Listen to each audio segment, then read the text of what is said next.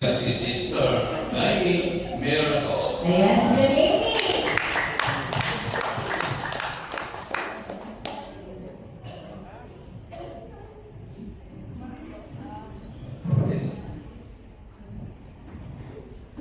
Magandang hapon po sa ating lahat. Gusto ko lang po ibalik ang papuri ko sa salamat ko sa kay Yahweh El Shaddai.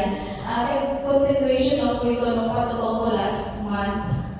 Kasi po, November po, last month, na-terminate po ako sa work hanggang sa, yun po, hindi po siya naging problema para sa akin. Mag-gusto naging blessing in disguise. Kasi po, noong December po, nag-take po ako ng exam ng prophetic po para po maging licensed nurse na po dito sa Kuwait. At salamat po sa Diyos sa pagtagumpayan ko po.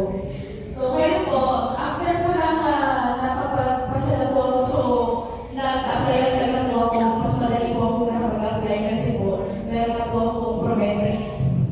So ngayon po January 1st week po, nagpaalam po ako dun sa dati kong trabaho na last day ko na po ng first week ng January.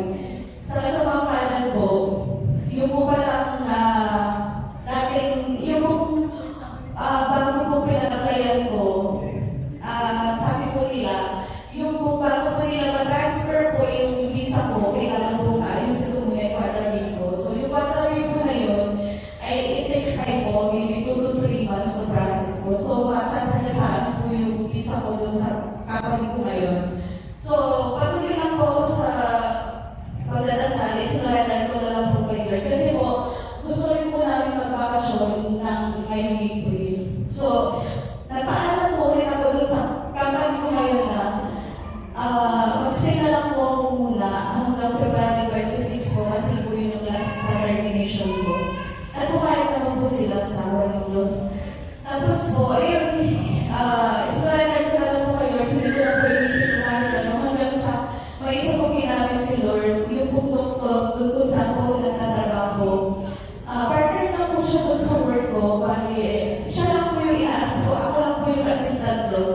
So, nalaman po niya na na-terminate po ako. Hindi po siya pumayag, na-siya po siya. Bakit kailangan ko lang kagalit? 8 years old po, sabi ka.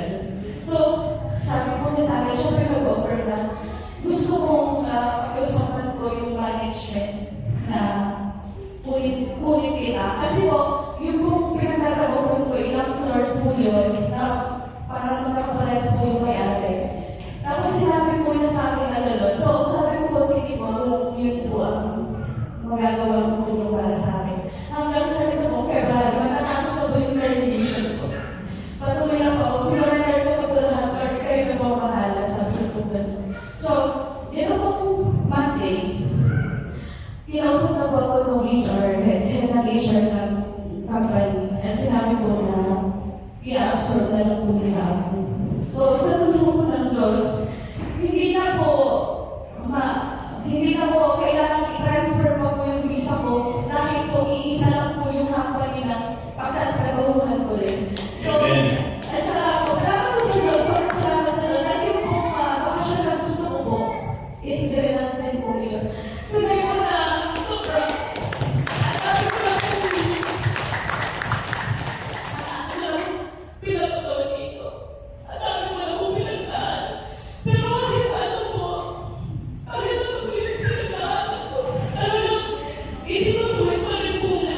Tunay po kasi po, hindi po kami nawawala sa gawain. Kahit na po may pagsubok, hindi ko po yung pinaparamdam sa iba.